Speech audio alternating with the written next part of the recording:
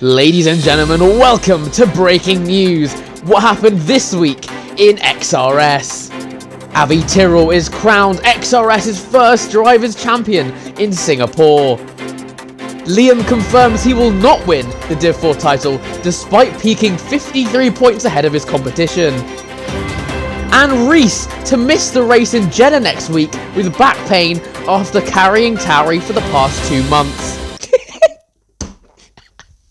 Alright. I'll stop mucking about. Welcome back to XRS. What happened this week in Singapore?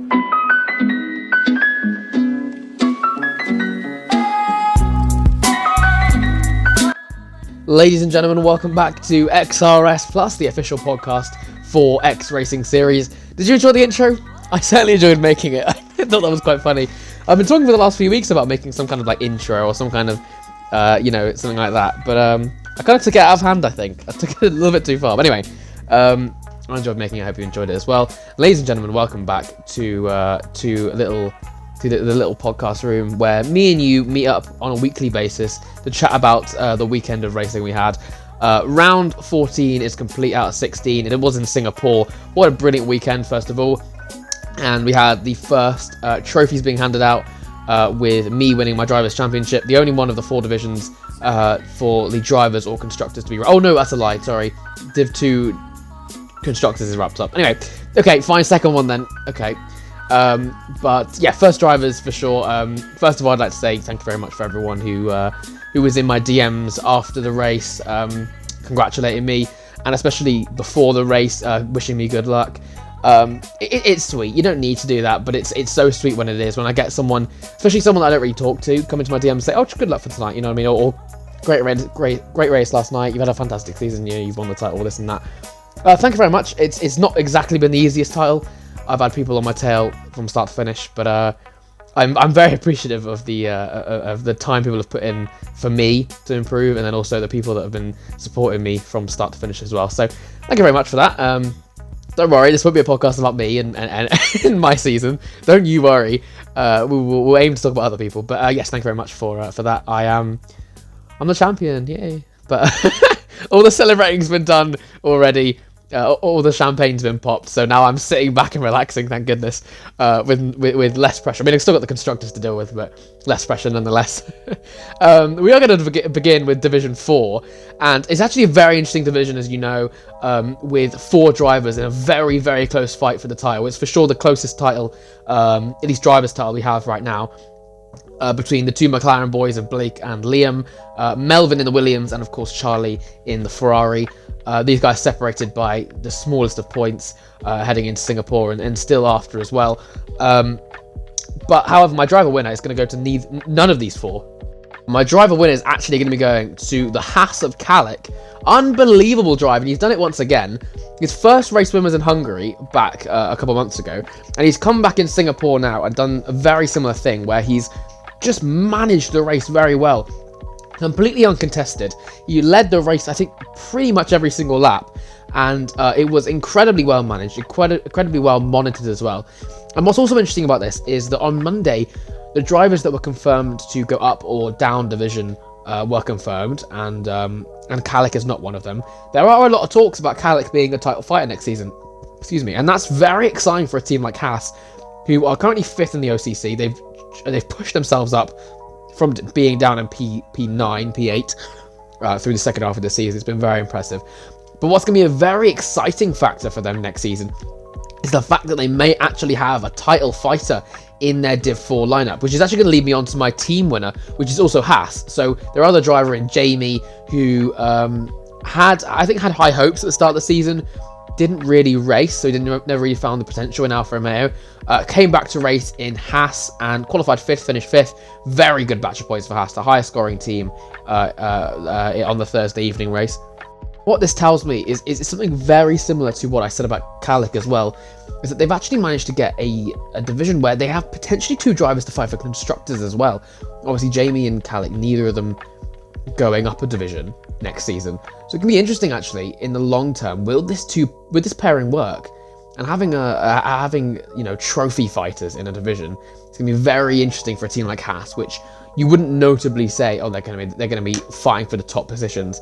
But I think maybe season 2. I mean, it could be. I mean, season 2 is only 8 races, so attendance is gonna be very important, and making mistakes is gonna be even more important. I mean, if you imagine, with 8 races in a season, because obviously we're fitting it until the end of the until the start of F1 24. If you imagine, one DNF in this season is worth 2 next season with 8 races instead of 16, or 3 in real F1 with 23 races or 24, whatever it is this season. So so the stakes are so much higher. 1 mistake is worth 2 mistakes in season 1. But 1 really good result is worth 2 in season 1. So it's going to be very, very important about consistency and stuff like that. And that seems like something Kalik and Jamie seem to have quite a bit. Jamie, I think, is still a mysterious figure almost, that he hasn't quite found his full form. Do I think Haas will find that in him? Maybe. But Kalik is for sure going to be the lead driver in that pairing. And as long as Jamie can bring in the good results, I think they should be pretty safe. I mean, he seems to have a good relationship with Haas, that's always good. My driver loser it has to be Liam. Evident to my intro as well. Completely thrown away the title. Liam, I hate to be... I don't want to be too mean, because I mean, Liam's my boy. Liam is my boy, and I was rooting for him to win the title, I won't lie, at the start of the season. And he was in my predictions as well, to win the title as well, so that kind of proves it. But yeah, I don't really know. He had a lead of 53 points at one point, and it just slowly got crawled in by everyone else. The bad performances, I'm not too sure why. So in between, I don't even know what rounds it was. I mean, in between like mid-season up until like 2 weeks ago, it was just poor performances. Even before mid-season, I think it was like Portugal. The poor performances came in where he was just getting minimal points. Everyone began to get reeled in because he had an unbelievable start to the season. He had a brilliant start to the season, and he just got brought in. And then at this point, Singapore, which is only the first race where he actually got overtaken. He got overtaken after what was before COTA? Canada. Got overtaken in Canada after he had a race ban, I think. And then in COTA, he ended up winning, but P2 after Pens. So still a good batch of points, but he was behind Blake. The pressure was on at this point. Maybe it landed on Liam. Okay, maybe I need to fight for this title because it's actually closer than I think it is. He ended up getting quali blocked in qualifying, which obviously I don't blame him for getting frustrated. I certainly would have done. He started the race in an unideal, not optimal position, which was like in the midfield. And obviously in a track like Singapore, it takes a lot of patience, takes a lot of good awareness to make moves, especially in Division 4. He got winged. I mean, there was a safety car off the line, and he got damaged in that, which obviously really detrimental in his race, and not great for his mentality as well. I admit I would have been frustrated a lot if I got quali blocked and then got damage on lap 1 and had to pit. Obviously, there's a safety car, so he did manage to catch back up to the pack and sit at the back. But the fact that you, on paper, should be starting in the top 5 and you're 19th or 20th or however many drivers there are in that race, I think it's 19th, it's just irritating. It's just frustrating. And when he was cutting through the pack, he was just doing it too dangerously. His moves were lazy, sloppy, and it ended up him taking out Dan. And it wasn't just like an accidental, it's like he pushed Dan into the wall. So with that 10-second penalty, he could have carried on. I mean, he ended up spinning under, I believe he spun in the tunnel section, broke his wing, and then couldn't get to the pits and took himself out. Even then, the 10-second would have been incredibly detrimental. That was a straight 10-second for taking Dan out. I think the pressure really landed on Liam on Thursday. It's not even like, I mean, yes, he had bad performances previously, and then he kind of picked it up a little bit, so he found his old form. But Singapore was notably different. He wasn't being aggressive because that's the style he was. It looked like aggression from just being desperate. You saw the 3 title fighters up ahead of him, and he thought, right, there's like 9 cars in between me and where I should be. I need to cut that down in this corner, in this lap. I need to get it done now. There's so many laps in Singapore. Singapore's one of the longest events because it's quite a long lap time in the in the 130s. I think it's 130s. I don't know Singapore well enough. It is in the 130s. And there's quite a lot of laps because it's not a long distance track. So Singapore, I know, and I appreciate it's difficult for overtaking, but you got a lot of time. You don't rush it. He did, and he's now got a season ban, and I think that's a righteous season ban. Unfortunately for him, he will not be winning the Div 4 title. Sucks. He's not even driver loser, he's season loser, I won't lie. But yeah, very unfortunate for Liam, but he will come back stronger in Division 3, I'm sure. His quality of driving seems better when he's around faster drivers. So I look forward to racing him next season. My team loser for this race is AlphaTauri. They have lost the fight to Alfa Romeo. They have been absolutely spooned by McLaren, and Division 4 continues to be their weakest division. They've done nothing about it. And Haas, who are my driver winner, who got P1 and P5, meanwhile AlphaTauri got DNF and P11, and the P11 was with a reserve. It is not a good way to be. It's not a good form. They're 100 points away from Haas behind them, right? There's a battle for P4, 100 points separating them. There's 2 race weekends left. If Haas can outperform AlphaTauri by 50 points in 2 race weekends, I can't lie, AlphaTauri should be disqualified and put to 10th. How on earth are they getting caught by Haas? If Haas can do that, that would be the most incredible late charge. But yeah, AlphaTauri incredibly weak. Once again, Division 4 being a poor performance for them. They haven't had a good performance in Division 4. I don't think once this season. I can't even remember a notable time that an AlphaTauri has been at the front in Division 4. It's disappointing. Moving up a day to Division 3, and surprisingly enough, I'm not going to give myself driver winner, because I will give myself season winner because I won the title. But this race was certainly not one of my best. I was very much off the pace. However, the man I do believe should get driver winner is CGM Glass. Quali ban to P3. Not bad at all. In a track like Singapore, did we have a safety car? I think we had one safety car. I don't remember there being any more. And getting from last to third, very strong performance. And CGM has this, where we see so many glimpses of possibility, of potential from him. And then he makes a mistake in one race and gets 19 penalty points. I mean, he's close to a season ban at this point. And he's pretty much given up on the battle for P3 with MCL. Yeah, they were on top of each other, and now the gap is 35 points. He's not going to catch that. He might actually get caught by Skiz at this rate. But we do get those glimpses of CGM being a proper front runner, and we've seen that in Singapore. Really, really well managed drive. I will definitely give him my driver winner. My driver loser is going to be Jace. I think that Jace... there was a little bit of hype. There was a glimpse of hype around him getting a podium in COTA. I appreciate that race went kind of topsy-turvy. If the race had gone, I don't want to sit here and say, right, that podium wasn't deserved. But if the race had gone how it was supposed to be, normally, without having to do the red flag because of the desync, I'll be honest, Jace was not getting that podium. But it worked in his favour. He benefited off it. Fair play. I would have done exactly the same. It's good to benefit off the mistakes of others. He did manage to get that podium. The hype was slightly there. He qualified 10th in Singapore, finished 12th with the fastest lap because I'm assuming, crashed. And I never saw him. When Matt's got a race ban and AlphaTauri is still somewhat in the fight for the constructors, you should not be finishing that low. There needs to be an element of, I don't know what happened to him, but I'm giving him driver loser because it happened. They've now dropped to 4th in the constructors, and they are 36 points behind McLaren. There's no way AlphaTauri are pulling that back. Not when KD is in McLaren. I know I can do both of the final races in a Ferrari, and I'm assuming MCL can do both in Alfa Romeo. I don't think AlphaTauri are going to get third at this rate. And especially when Matt made it public that his focus was going to be constructors now that he's lost the Drivers' Championship. Fair play. Fair. Keep the motivation, keep pushing. But the race ban's held AlphaTauri and himself back. It's given me the title. And Jace finishing with that poor result. I mean, it leads back to what we said at the start of the season, where there was this weird mixture of a front runner and more of a midfield driver in every team. We had Millers and 5Ys and McLaren. Me and Bays. Obviously, Bays had a more of a difficult season. And then similar with Matt and Jace. And Jace had potential. While 5Ys was pushing up the order a little bit, Bays recently has been really pushing up the order. He's been fighting in the mid top 10s, which has been really good points. It's been really exciting fighting alongside him. But Jace he's just been up and down. It's been an interesting one. Today was not a good one for him. My team went at 100% Ferrari, and I won't even hear different. I actually genuinely won't hear different.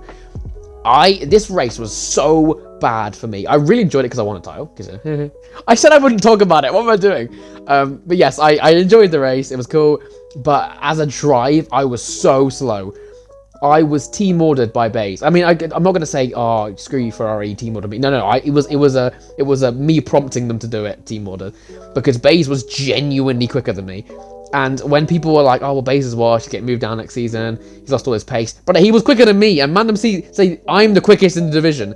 He was quicker than me. I appreciate Singapore's one of my weaker tracks, but the teamwork we had, and it was so nice that the first time that me and Bays have fought alongside each other, battling with Pink, we cut through a couple people together actually, I think, but especially Pink at the end there. And obviously Pink's a good friend of both of ours as well in Alfa Romeo, so to battle alongside Bays as a teammate in the race that I win the title, I can't lie, it couldn't have worked better. This race, I really enjoyed it. Me and Bays kind of in cahoots, just working together on the positioning, getting each other through, making sure Pink was in a good range and a good window to get us both past. Unfortunately, Bays got a penalty, I believe, so it put him behind Pink. But nevertheless, a 6 and an 8, P6, P8 in Singapore.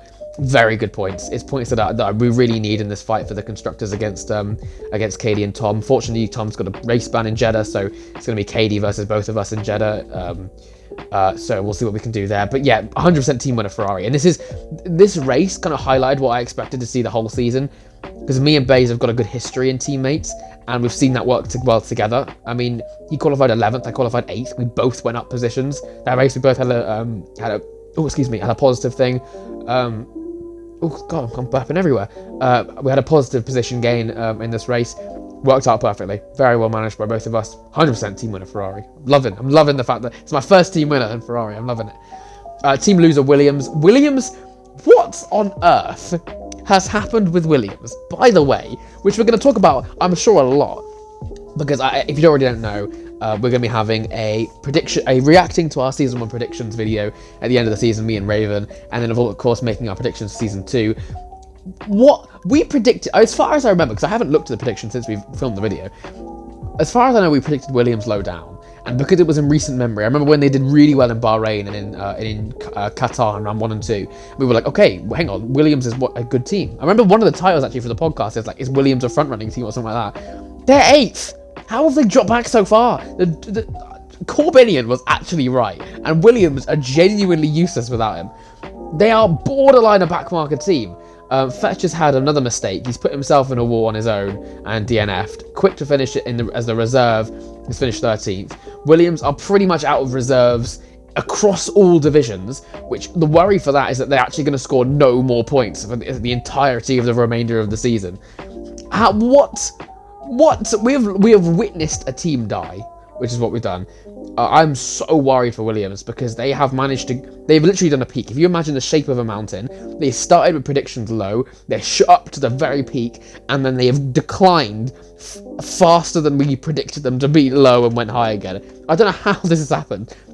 And Williams are currently the shape of a triangle, and they are right at the bottom of it. 100% team winner. I can't lie, I'd argue team season winner. Loser, not winner. Definitely not winner for Williams. Righty, Division 2, and not bad at all. Really enjoyed commentating this one, actually. There was a lot of good action. The pack was quite split, and what we saw in this race was very much what Singapore you'd assume is like, which is a bit more strategical. It's all about pit stops, timing the pit stops, being on the right tyres, getting it all right, getting a setup right, which is a problem I think a couple drivers had, where they were running the pressures too high, really struggling with tyre degradation and tyre temps. I think a couple of drivers, not just in this division but across the board, I think drivers are struggling with.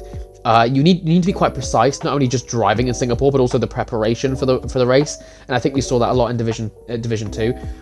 My driver winner is going to be Epic for sure, and my team winner is going to be Alfa Romeo. And these two are linked, obviously. Epic reserving for Alfa Romeo. What a way to return back to the league. Of course, he gave up his seat in Haas to pursue his own league, and I wish him all the best in that, and I hope it's going very well. He's returned this race in Singapore, qualified 3rd, made it up to P1 on the exit of turn 3, and then no one ever saw him again. After pit stops or safety car, whatever it was, which Asteroid was kind of on his tail, didn't utilise the tyres he was on whatsoever. Epic just ran away. I mean, maybe Asteroid was just too slow. Maybe he wasn't able to do it. Epic dominated. Epic saw what Kalik did on Thursday and said, you know what, I'll do that. He just dominated. No one ever got past him. Unbelievable drive. If Epic had started on pole, that would have been a Grand Slam, I think. I don't think... did he get fastest lap?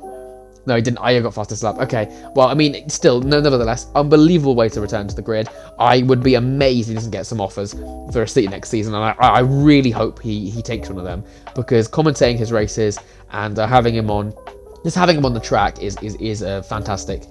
He's had some really good moments this season. I remember his debut in Portugal. He was chasing down Kino for the win, and I'm so glad it's worked out for him here in Singapore. So yes, and like I said, my team winner is Alfa Romeo. This is the points they need. This is realistically the points they need against McLaren. McLaren did a very good job in 4 and 6, with Matteo in 4th, Coy in 6th, showing their consistency once again. Coy is really developing as a driver, getting much more consistent. The results are getting stronger and stronger. But Dodo, as always, showing his good form when he needs to be, when it's really dire in need, and Epic, like I said, dominating as a reserve. So the fight still goes down to the line. If I actually look at OCC, the battle for P2 right now between Alfa Romeo and McLaren, actually one of the closest gaps, 55 points separating the both of them, which is going to be an average, obviously, of 22 points per race. I think I'm 22? 22? Come on, Avi, have you not got the math? 27. So 27 races on average on both sides. That's definitely plausible. I think the door is open for either of them to do it. I think Alfa Romeo really need to utilise Jeddah to get within striking distance, you could call it, because McLaren do have the edge on points. But yeah, nevertheless, Division 2 are keeping it nice and close for us, which is making it very, very interesting. My driver loser has to go to my old nemesis, which is Alec. I hold my hands up. I did not expect him to put on so much of a show. I think that Alec basically played the Kevin Magnussen in Jeddah in the race last weekend without the penalties. So if you didn't watch the IRL Saudi race, Kevin Magnussen got 20 seconds of penalties, so just held up everyone, defended very hard, and put on a bit of a show. While Alec was doing that in reverse, didn't get any penalties to my knowledge, and just cut through people. He started 5th. Got up to 3rd, I believe, on the exit at turn 2, and then was not leading, but he was in the position very strong, spun himself down to, I want to say, like 8th, 9th, and then on pace cut his way back through again. It was unreal to commentate that, and as much as me and Alec don't have a good history, what I have seen and what I was expecting from him is development as a driver. He is now not only fast, but he's also very consistent. He's very safe, it seems, or I say very, I mean, he seems, safer than before, which, I mean, is an improvement, I suppose, nonetheless. Very, very excited for him to start racing again. He's moved up to Division 1 due to attendance, and he can't do the Div 2 2 days. I'm slightly disappointed. I think Alec could have potentially fought for the title. I do think, I mean, it's a bit of a stretch to say he'll beat some of the top drivers in the division, but Singapore really showed that he is up there. He means business coming into XRS. I'm really glad he's been allowed to join. I don't regret that whatsoever. It's really nice to have him back racing once again, especially when he's not spinning me every race. I won't go into the details of mine and Alec's relationship, but we're all chill now, which is the most important thing. But yes, he's up to Division 1. Had a difficult race in Division 1, that's for sure. I think it's only going to get harder with the pace cap going up. But nonetheless, I'm glad that he's here. And I think we'll hopefully get some good commentary members from him, as the season progresses. My team loser is going to be Red Bull. What a honker. What a honker from Red Bull across the season. You know what I mean? Since we've been getting closer and closer to the end of the season, it's been less and less who did badly that race. It's like, I'm being more deep with it. I'm like, who did badly this entire season? Red Bull, Div 2 has sucked. If you didn't know what their plan was, at the start of the season, with the limited budget they had, and by the way, we predicted them to be fighting in P2 with Ferrari and McLaren. Oh boy, were we wrong. But they decided to save their budget, go for good drivers in Division 1, 3, and 4, and sacrifice Div 2 just for a means of getting good drivers in the other divisions. That could have worked. It was a very bold plan. You're relying on less drivers to do bigger work, basically. It was a bold plan, and I admit it could have worked. When they announced they were going to do that, I was very excited. It's such an out there plan, such an out there strategy from a team that we were expecting to do well. I was very excited. Has it worked? Absolutely not. It has gone so badly. I'm not going to swear. I was going to say it went tee up, but I'm not going to say that. Goodness me, it went badly. They tried to recover Div 2 at the mid-season break after it was evident nothing was working. They signed Armin, who's done 2 races and has already got a quali ban. He did Hungary, where he did, in fairness, in Hungary he did alright. He battled Malachi, finished, I think, just about in the top 10. Singapore, he was awful. Singapore qualified 12th, DNF'd after being brutal with Mals going through the final chicane, and then shouting on the stream that it was Mals' fault. No, First of all, no. Second of all, DNF. And how have you got a quali ban after 2 races? What a terrible signing from Red Bull. He needs to be out of the seat, and he needs to develop his driving ability, his consistency, and his attendance for sure before he starts trying to stick his nose into a Red Bull seat or any other seat for that matter. And Jayville is the most inconsistent driver. He has showed his pace across the season. He's clearly got good quality pace. What he doesn't have is consistency, ability to know about awareness, and also he puts down attendance and then arrives 5 minutes past the race starting. I think he's probably got more penalty points in attendance discrepancy than he has in penalties of crashing, and he's been in many crashes this season. So, and he didn't even attend Singapore. So yeah, 0 points for Red Bull. Can't lie, with those 2 drivers, they deserve 2. They deserve 0. I'm being brutal now. I told you, I'll pass mid-season break. I'm being brutal. If you're rubbish, I'm telling you you're rubbish. Unless I start being rubbish. You guys can't be in the comments saying I'm rubbish. I'm so good. You guys can't. That's not how it works. That's not this relationship. Right, so we move up to the top of the tree, and one of the most anticipated races for the entire season. Finally, the floodgates were opened, and the DivX drivers, or at least most of the DivX drivers, were allowed in to race. If you don't know what this means, when XRS started, obviously we didn't know how big we were going to be. We didn't know what the attendance was going to be like, and a lot of it is out of your hands. You know what I mean? You just do the best you can, and a lot of it was out of our hands. We put a pace cap on the top of Division 1 just to ensure that was close and clean and really good racing in Division 1. Unfortunately, that didn't mean that top fast drivers couldn't race. We categorized them as Division X, which is kind of what we saw as the division above. It's not what it means, by the way. That's not what Division X was actually for, but people assumed it was. That's just how we categorized those drivers at that point. What that allowed us to have is a very close battle at the front of Division 1. The worry, if we didn't have that blockage at the top, is that hypothetically a team could go and get, Lucas Blakey or Jarno Opmeer just to join the league, just to dominate. You know what I mean? Like, obviously that's not going to happen. That's very unrealistic. But they could just do it. You know what I mean? As in, it wouldn't be close. It wouldn't be fair. And it's the issues that I've seen a lot of racing leagues. I won't name any names, of course. But issues I've seen in a lot of racing leagues, especially in this video game, in F1 23, where you have the top division just being dominated by 1, 2, or 3 drivers, and the rest of the pack are nowhere near. And that's the worry we had in this season.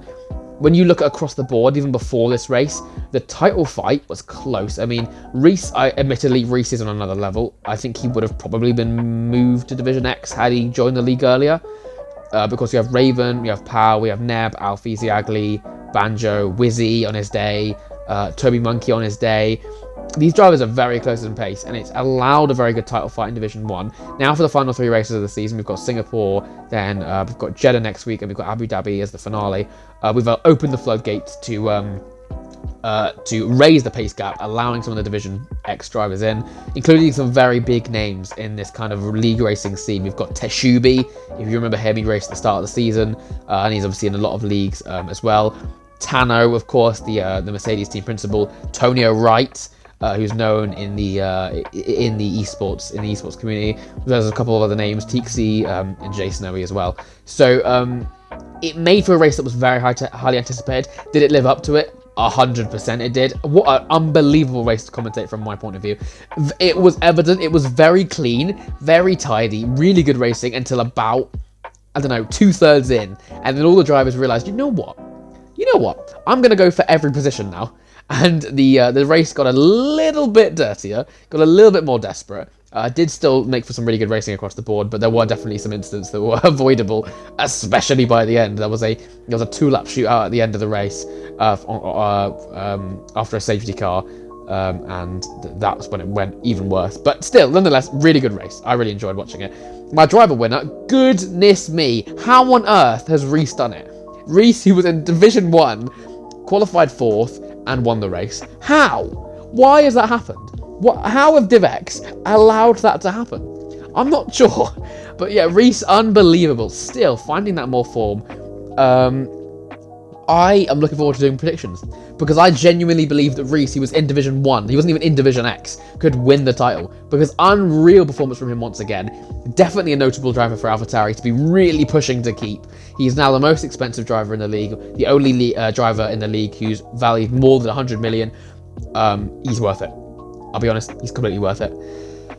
My driver loser is Jay Snowy, another one of the boys who came up from, or came down from Division X, I should say.